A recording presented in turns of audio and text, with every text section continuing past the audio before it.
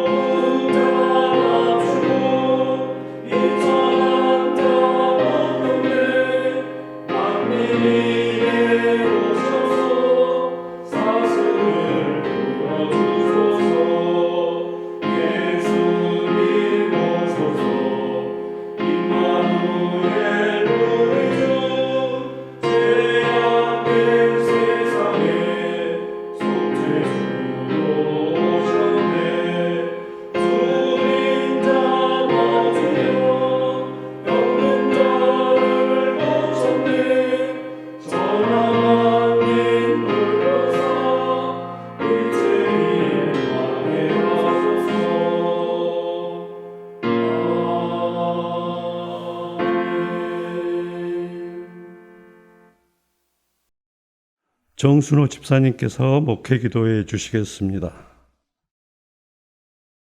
거룩하신 하나님, 대림절 넷째 주를 맞이하여 이 시간 주님께 예배하게 하심을 감사드립니다. 예배에 참여하는 모두가 대림절의 의미를 기억하게 하시고 경건한 마음으로 예배에 임하기를 원합니다. 또한 예배를 위해 준비하는 손길 위에 함께하여 주시옵소서. 갑자기 추워진 날씨에 고통받는 이들이 있습니다. 추위로 인하여 힘들어하는 이들과 함께하게 하시고 고통을 분담하여 함께 이겨나갈 수 있도록 도와주시옵소서. 이 시간 자신의 신앙을 돌아보는 시간이 되기를 원합니다. 내 마음과 신앙이 일치하는지, 신앙과 행동이 일치하는지 성찰할 수 있는 시간이 되기를 원합니다. 머리로는 성경을 읽으며 이것이 옳다, 저것이 그르다 하지만 행동이 따르지 못하지는 않는지 살필 수 있는 시간이 되기를 원합니다. 머리로만 하는 신앙이 되지 않게 하시고 연습하고 노력하고 실천하는 신앙생활이 될 수 있기를 원합니다. 말로만 하는 사랑이 되지 않게 하시고 마음을 다하고 뜻을 다하고 힘을 다하여 사랑하게 하여 주시옵소서. 이 시간 예배에 참여하는 모두가 서로 사랑하고 나누는 삶을 살아갈 수 있도록 함께하여 주시길 바라오며 예수 그리스도 이름으로 기도드립니다. 아멘.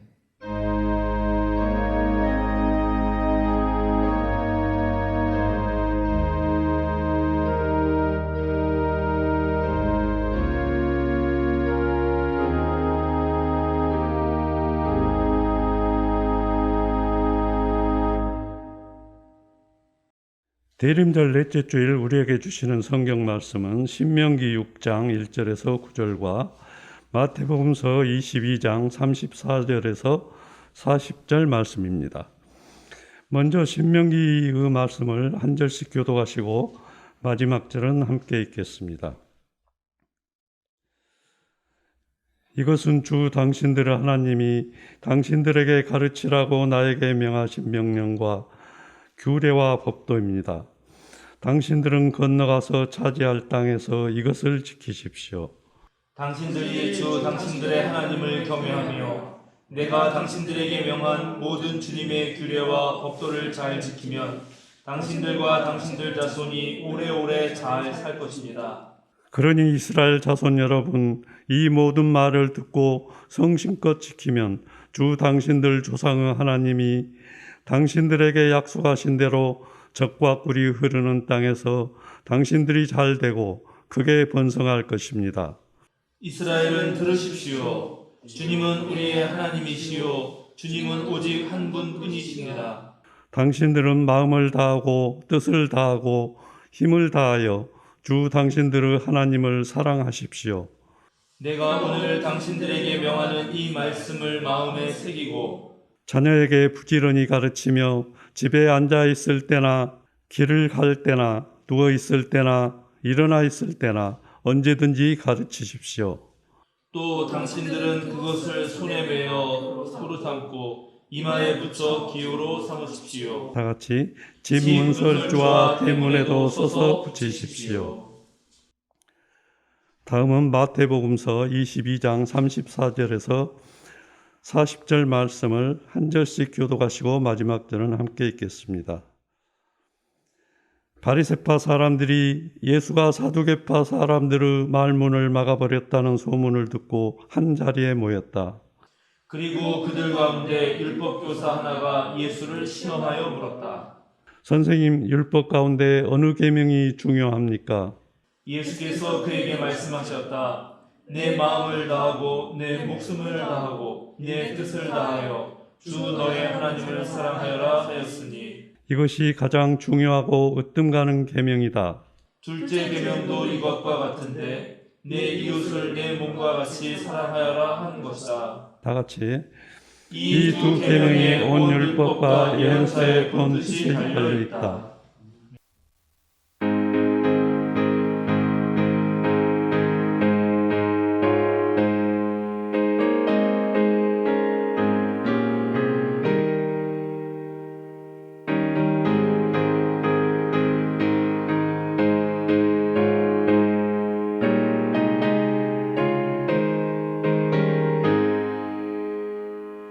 너희 마음에 슬픔이 가득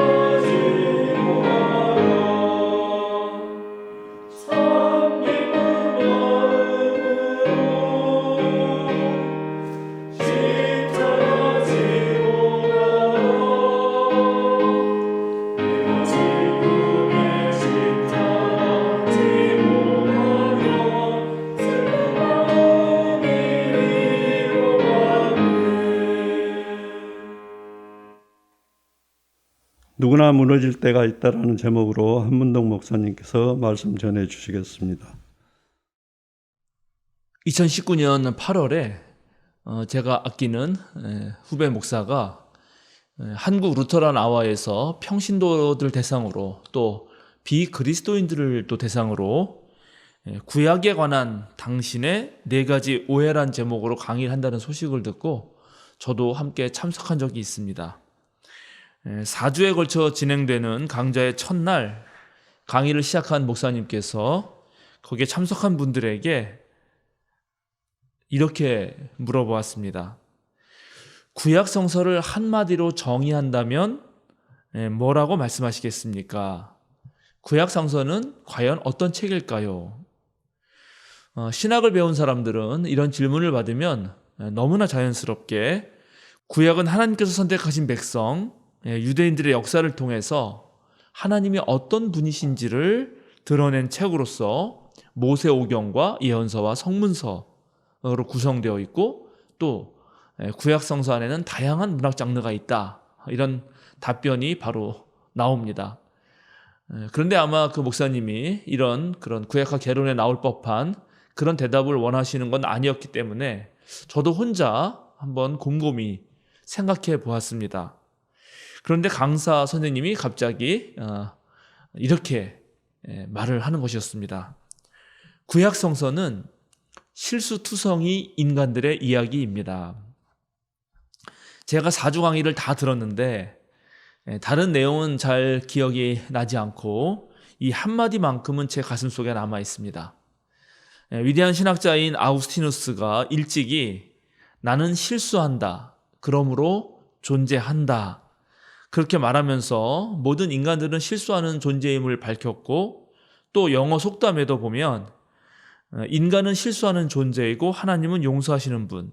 To err is human, to forgive divine 이라는 그런 말이 있습니다만 구약 성서가 바로 실수투성이 인간들 이야기 모음집이라고 하는 그 말은 참 새삼 새롭게 들렸습니다. 그런데 가만히 생각해 보니까 정말 그렇습니다. 창세기를 펴면 몇 장 넘기지도 않았는데 태초의 인간인 아담과 하와가 뱀의 유혹에 넘어가 하나님의 명령을 거역하고 금지된 나무 열매를 따먹는 이야기가 등장하고 그의 아들 카인은 상대적 박탈감으로 인해서 동생 아벨을 죽입니다. 대홍수의 환란을 이겨낸 노아도 술에 취해서 아랫도리를 다 벗은 채 대낮에 대자로 뻗어서 잠을 자는가 하면 위대한 믿음의 아버지이자 세계 3대 유일신 종교의 조상인 아브라함도 애굽에 갔을 때 자신을 다른 사람들이 죽일까 두려워해서 아내를 팔아먹습니다. 또 야곱은 태어날 때부터 형의 발꿈치를 끌어당기는가 하면 형과 아버지를 속였다가 결국은 외삼촌 라반에게 사기를 당합니다. 훗날 출애굽의 지도자가 되는 모세는 젊은 날 끓어오르는 분을 참지 못하고 사람을 죽이는 살인자가 되고 맙니다. 또 하나님의 눈에 들어서 하나님과 영원한 계약을 맺었던 다윗도 자신이 저지른 그런 불륜을 숨기기 위해서 충직한 부하를 사지로 내몹니다. 지혜의 왕이라 칭송을 들었던 솔로몬은 말년이 되면 하나님의 율법을 어기고 자신의 쾌락을 위해서 매년 666달란트나 되는 금을 모으고 수백 명의 후궁을 드리고 또 주변 나라들로부터 군마와 병거를 사드립니다. 예언서를 읽어보면 거짓 예언자들에게 속지 말라는 이야기, 또 타락한 제사장들에게 쏟아붓는 책망의 말들, 그리고 하나님의 백성을 향한 심판의 예언들로 가득하고 지혜 문학에도 어리석고 교만해서 하나님을 멀리하고 스스로 자기 무덤을 파고 악의 수렁에 들어가고 마는 그런 사람들의 이야기로 가득한 것입니다. 이런 것을 생각하면서 제가 오늘 설교 제목을 누구나 무너질 때가 있다라고 정했던 것입니다. 정말 세상의 모든 지식을 다 갖춘 것 같은 박사도, 엄청난 부를 소유한 재벌도, 최고의 권력을 지닌 사람도, 남 부러울 것 없는 온갖 재능을 타고난 천재도 다 실수합니다. 그리고 무너질 때가 있습니다. 일반인보다 여러 면에서 뛰어나고 대단한 사람들이 이러하다면 우리같이 평범한 사람이 실수하는 것은 아마 매우 당연한 일일 것입니다. 그런데 우리는 삶을 살아가면서 마치 자신은 실수하지 않을 것처럼 또 상대방도 실수하지 않는 사람처럼 그렇게 대합니다. 우리 자신이 실수했을 때는 얼굴이 빨갛게 달아오르고 몇 날 며칠을 잠도 자지 못하면서 자기 스스로를 자책하죠. 또 한편 남이 실수하면 그것을 너그럽게 받아주기보다는 저 사람은 왜 저 모양인가 하면서 신란하기 쉽고 또 뒤에서 험담을 해대기 일쑤입니다. 어떤 실수들은 가볍게 웃어 넘길 수 있는 것들도 있지만 또 그렇지 않은 실수들도 있습니다. 한 인간의 인생을 망치는 정말 치명적인 실수가 있고 또 어떤 책임 있는 자리에 서 있는 사람들의 실수는 사회를 혼란에 빠뜨리기도 하고 온 백성을 고통으로 내몰기도 합니다. 어떤 사람은 실수를 해놓고도 실수한 줄도 모르고 계속 실수하면서 그저 고통스러운 나날들을 보내기도 하고 실수하면서도 고집을 피우다가 실패하는 그런 인생이 되기도 합니다. 따라서 우리는 누구나 실수하는 존재이지만 가능하면 실수를 줄이고 또 실수를 한다 하더라도 빨리 그 실수로 인한 결과에서 그 피해와 어려움에서 또는 자책에서 빠져나와야 할 것입니다. 그래서 오늘은 우리가 어떻게 하면 정말 실수를 줄일 수 있을까? 실수를 줄여서 주님께서 우리에게 원래 허락하신 그 풍성한 삶을 누릴 수 있을까를 생각하면서 함께 하나님 말씀을 생각해 보고자 합니다. 그리스도 용어로 바꿔서 얘기해 보자면 어떻게 우리가 죄를 좀 덜 짓고 사망의 법에서 빠져나와서 구원과 생명의 삶을 이뤄나갈까 하는 것이고 세상의 말로 해보면은 실수가 좌절과 실패로 귀결되지 않고 오히려 우리를 성장하고 성공으로 이끌게 하는 것이 될 수 있을까 하는 것입니다. 실패하는 인생을 살 것인가 아니면 성공하는 인생을 살 것인가 물으면 누구나 성공하길 원합니다. 그런데 사람마다 성공한다는 거 또 실패한다는 거 그 각각의 기준이 다 다르기 때문에 한마디로 이것이 성공이다, 이것이 실패이다 이렇게 규정하기는 참 어렵습니다. 특별히 오늘날처럼 다양성이 존중되고 각자의 개성을 높이 평가하는 시대에는 더더욱 그렇습니다. 그러나 실패와 성공, 죽음의 길과 생명의 길, 죄의 법과 구원의 능력 사이에서 분명히 더 나은 길을 선택하는 그런 사람들의 공통적인 특징이 있습니다. 이 세상을 살아가는 사람들의 삶을 잘 살펴보면 대체로 세 가지 수준의 삶이 있습니다.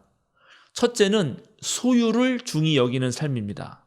둘째는 활동을 중히 여기는 삶이고 셋째는 존재가 중요한 삶입니다. 소유가 중요한 삶을 사는 사람들은 무엇인가를 얻으려고 아주 열심히 활동하죠. 이들은 성공하기 위해서 열심히 내달립니다. 그렇게 애써서 무엇인가를 얻으면 정말 큰 성취감이 따르지만 이내 곧 마음이 허망해지고 이제 더 큰 것, 더 좋은 것을 소유하려고 다시 투쟁의 현장으로 뛰어듭니다. 이들은 대체적으로 늘 분주하고 기진맥진하며 살아갑니다. 성공하면 그나마 다행인데 실패라도 하면 고통받고 상처 입고 또 성과 없이 희생을 하게 되고 시간을 낭비하기도 합니다. 움켜쥐면 그나마 다행이지만 상실했을 때의 충격은 정말 견딜 수가 없고 또 실제로 가진 것이 많아도 만족하지 못해서 늘 마음이 휑한 것이 문제입니다. 둘째, 활동을 중히 여기는 이들은 많이 갖는 것을 중히 여기는 사람들보다는 활동 그 자체에서 기쁨과 보람을 느끼는 사람들입니다. 소유를 지향하는 사람들보다 그 만족도가 오래 지속됩니다.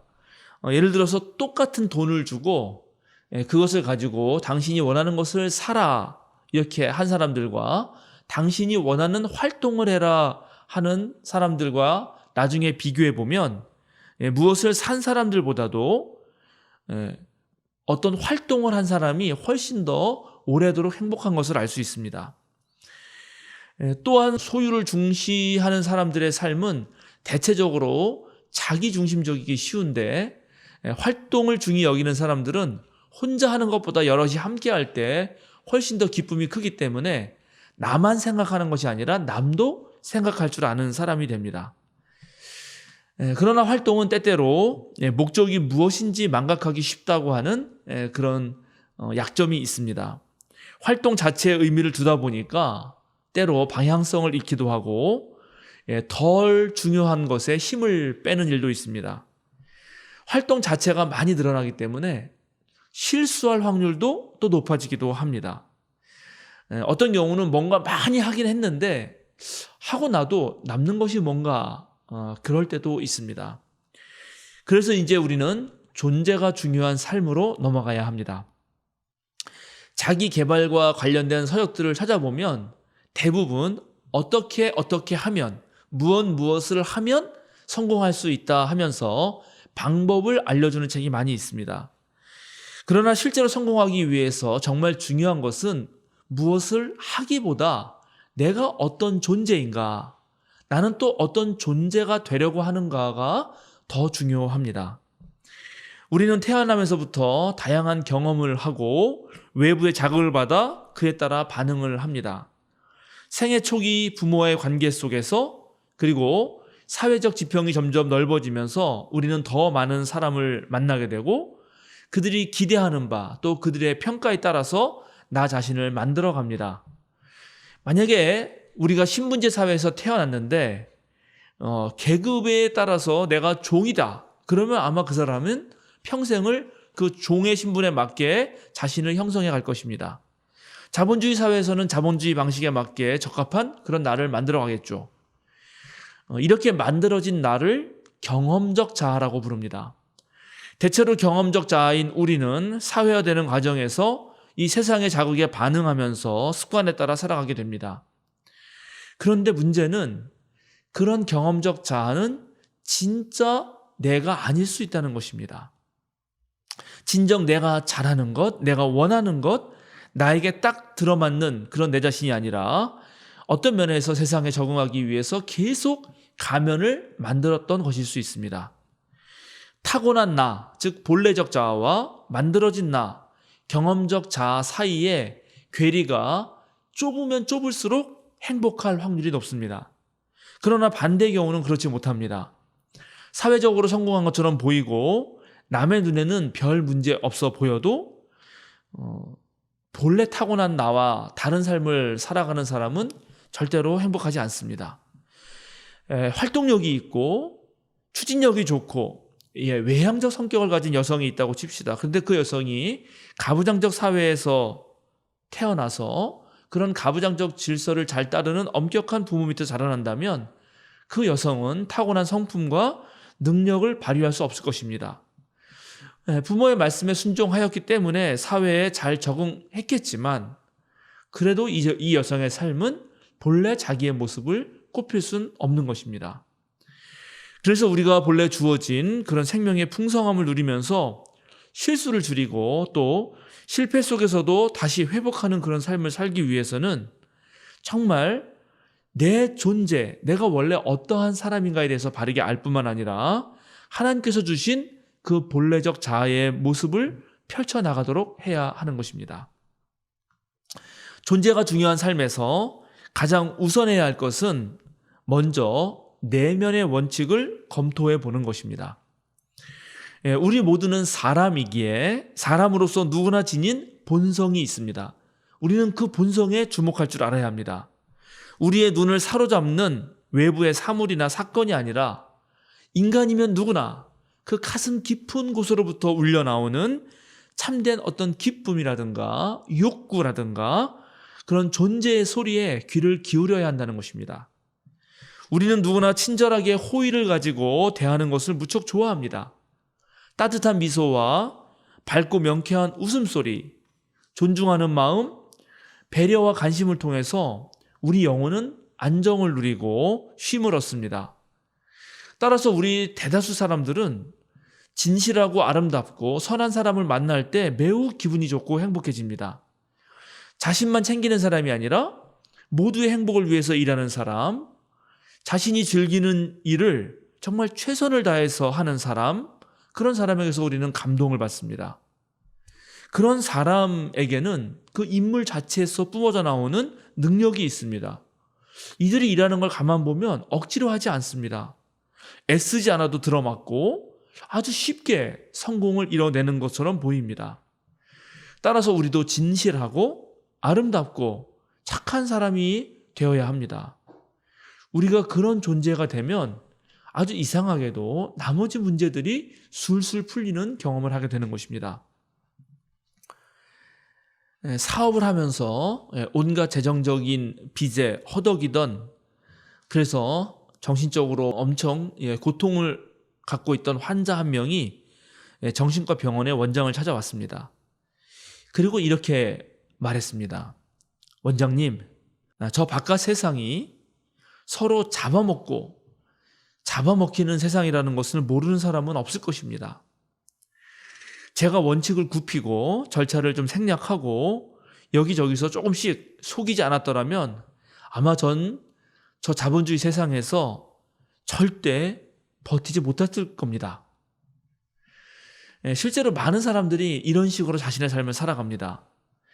이 사람은 정글 같은 세상에서 남들에 뒤처지지 않으려고 적당하게 속이고 원칙도 어기고 또 절차도 대충대충 생략하면서 그렇게 적응했기 때문에 자기가 비록 어려움은 겪어도 파산하지 않았다고 그렇게 말을 합니다.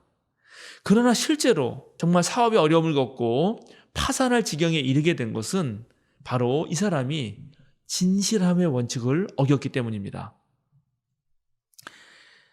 대다수의 사람은 자신이 신뢰할 수 있는 사람에게 일을 맡깁니다. 최선을 다해 책임 있게 일하는 사람, 자신이 잘하는 분야에서 탁월한 능력을 발휘하는 사람을 많은 사람들은 좋아합니다. 이것이 원칙입니다. 근데 많은 사람들이 이런 원칙에 따르기보다는 당장 눈앞의 이익을 위해 원칙을 구부려뜨립니다. 눈치채지 못할 거라고 생각하면서 남들을 속이려고 합니다. 그러나 이런 행동은 결국 신뢰를 얻지 못하고 작은 것을 탐하던 이런 사람들은 결국 큰 것에서 매우 큰 손실을 봅니다. 우리 몸의 중추 신경계 질환을 진단하기 위해서 이 허리 아래쪽에 있는 그 척추뼈 사이에 주사바늘을 꽂고 그 안에 있는 뇌 척수의 몇 방울을 이렇게 뽑아내서 그것을 나중에 현미경에 놓고 이렇게 살펴야 하는 그러한 요추천자라고 하는 시술이 있습니다.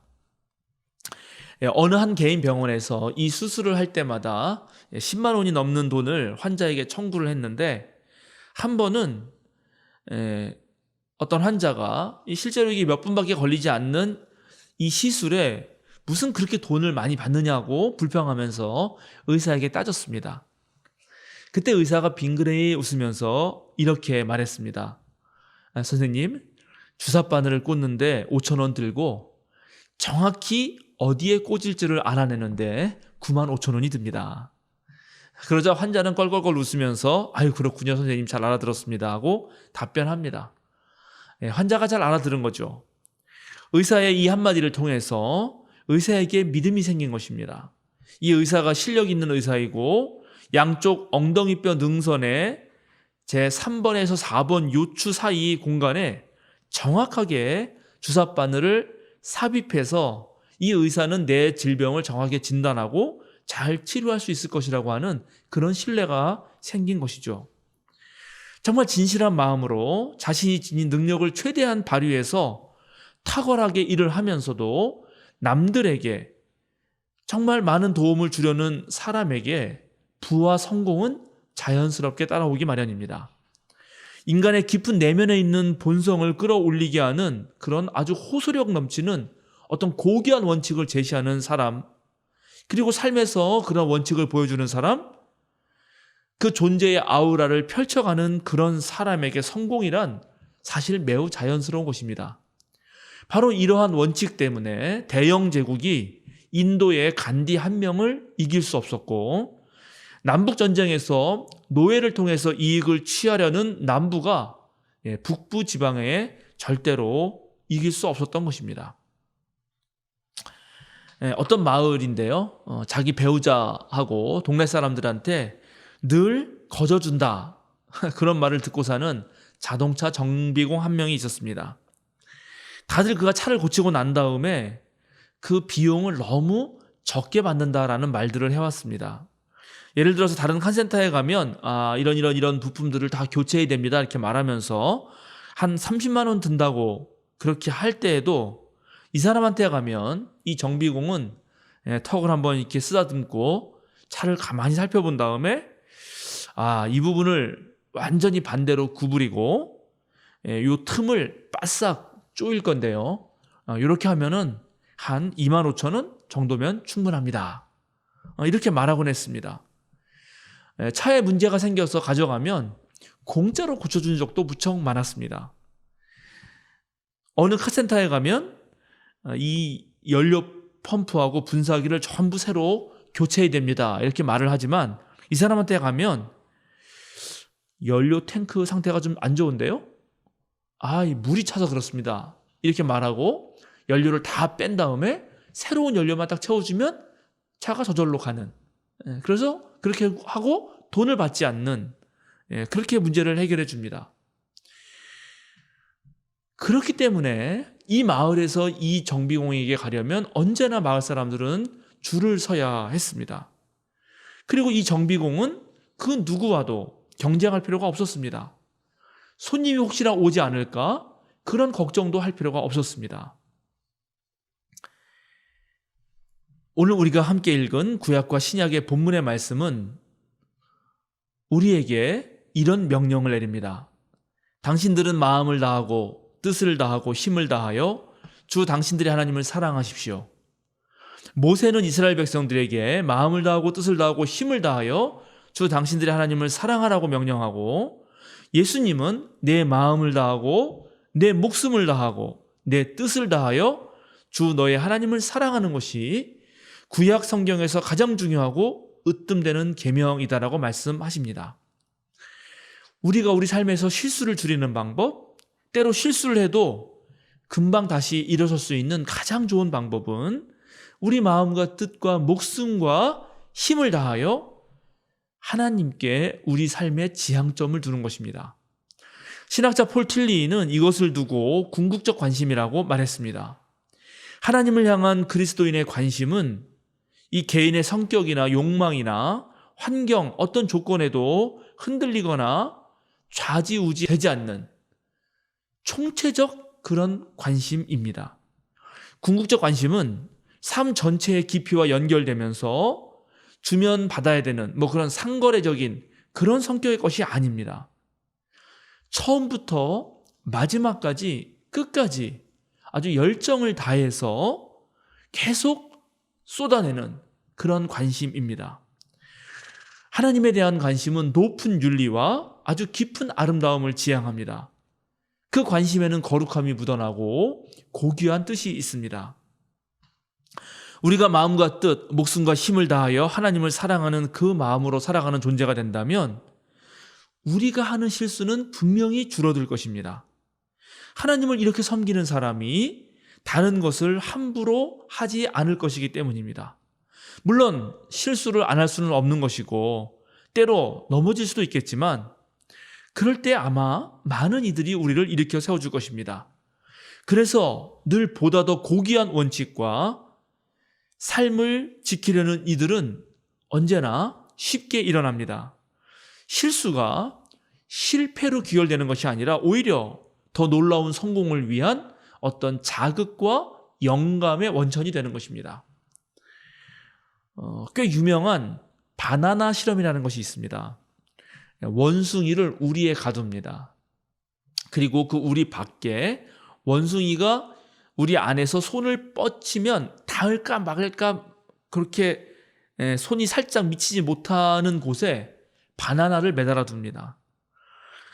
배고픈 원숭이가 바나나를 보고 그쪽으로 달려가는 순간 원숭이 뒤쪽에 있는 그 우리의 문을 활짝 엽니다.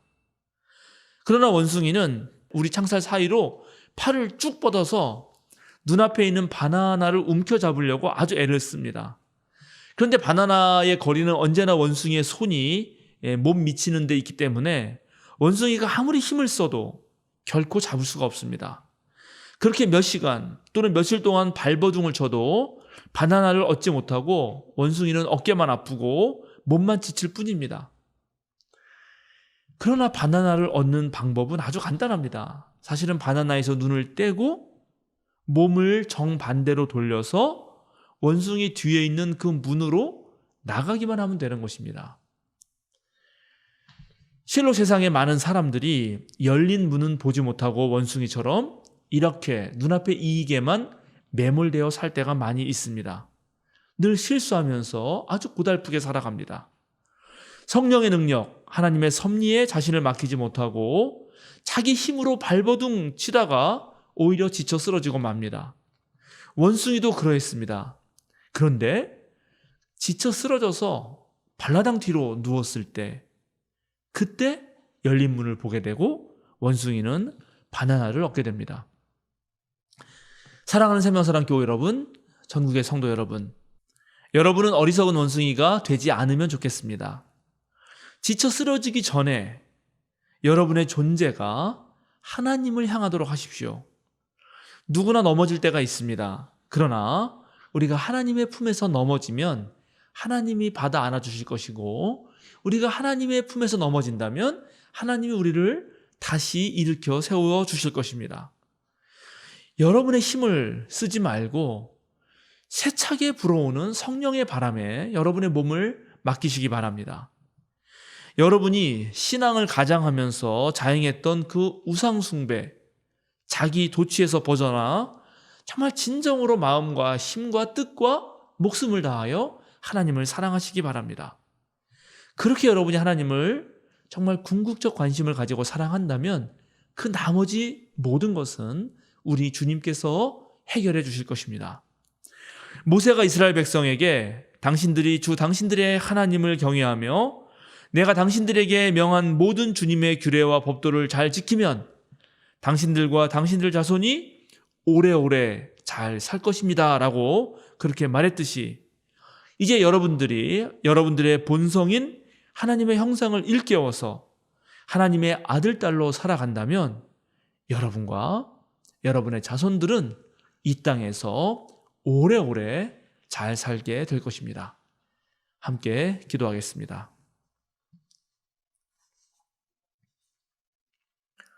거룩하신 하나님, 우리가 마음과 뜻과 목숨과 힘을 다하여 하나님을 사랑하게 하여 주소서. 다른 생각을 품지 않게 하여 주소서. 무엇보다 하나님의 아들, 딸로 존재하게 하여 주소서. 가장 거룩한 분의 백성으로 품위를 지키고 자신에게 주신 사명을 기꺼이 즐거워하며 모든 사람과 더불어 행복한 삶을 누리게 하여 주소서. 세상이 말하는 성공을 줬다가 지쳐 쓰러지는 어리석은 자가 되지 않게 하시고 주님의 말씀에 순종하여 주님께서 이끄시는 약속의 땅으로 들어가게 하여 주소서. 우리 자신이 누구인지를 제대로 알고 우리가 무엇을 위해 존재하는지도 깨닫게 하여 주소서. 우리 주님 예수 그리스도의 이름으로 기도드립니다. 아멘.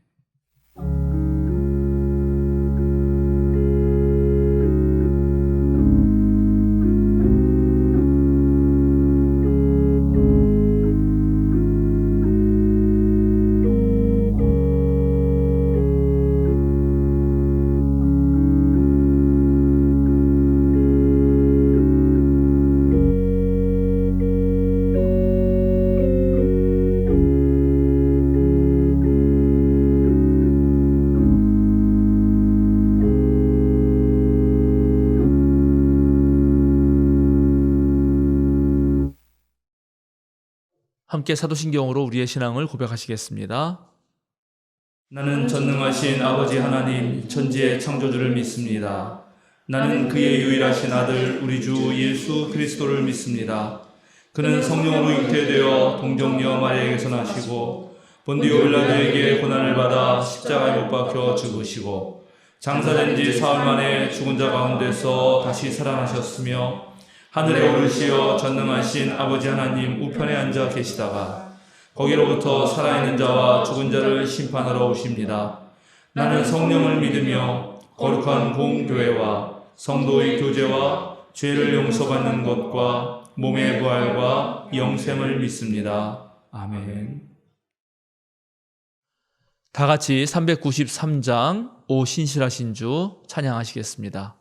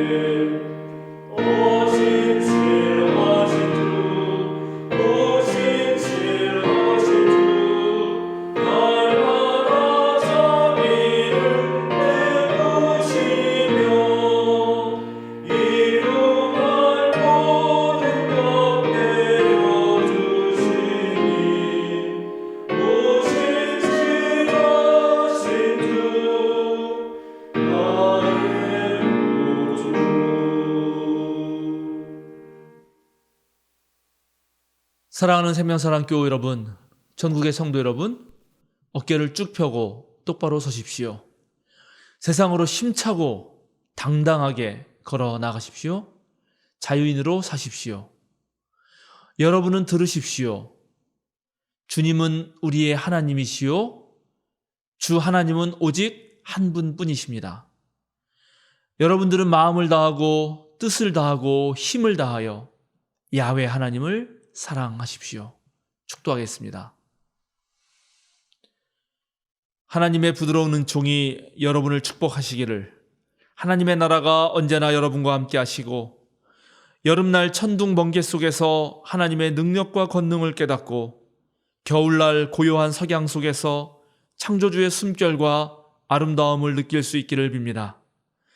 이제는 지난 10년의 세월을 지켜주신 성부, 성자, 성령 하나님의 무한하신 사랑과 은총이, 무엇보다 하나님을 사랑하고 이웃을 내 몸같이 사랑하려는 생명사랑 모든 믿음의 지체들 위해, 함께 예배하고 선교하는 전국의 모든 성도들 위해 지금부터 영원까지 함께 하시기를 간절히 축원하옵나이다. 아멘.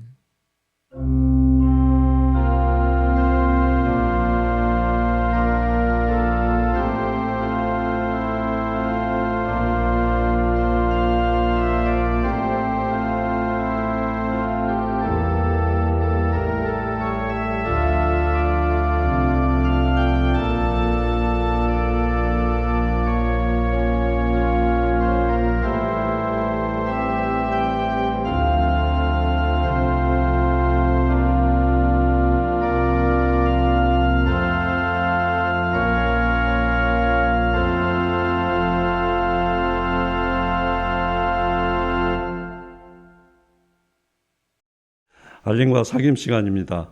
오늘은 대림절 넷째 주일입니다. 한문동 목사님이 설교해 주셨습니다. 새 교우를 소개합니다. 한창희 교우입니다. 오늘 오후 1시 30분 목회운영위원회가 있습니다. 2023년 생명사랑 신앙마당 신청을 받습니다. 예배당 뒤편에 게시한 신청 명단에 이름을 적어주시기 바랍니다. 2023년 청소와 기도 담당 신청도 받습니다. 예배당 뒤편에 게시된 표의 날짜를 확인하시고 이름을 적어주시기 바랍니다. 이번 대림절에는 초대교회 규정집인 디다케를 함께 읽습니다. 매주 금요일 오전에 5회에 걸쳐 묵상글을 드립니다.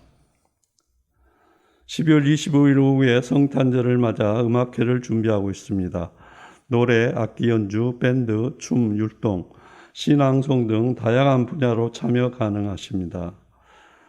참여하기를 원하시는 분들은 교육실로 오늘까지 알려주시기 바랍니다. 12월 27일에서 28일 교육자 수련회가 있습니다. 장소는 양양 지오 리조트 박서영 조은상 교우 댁에서 있습니다.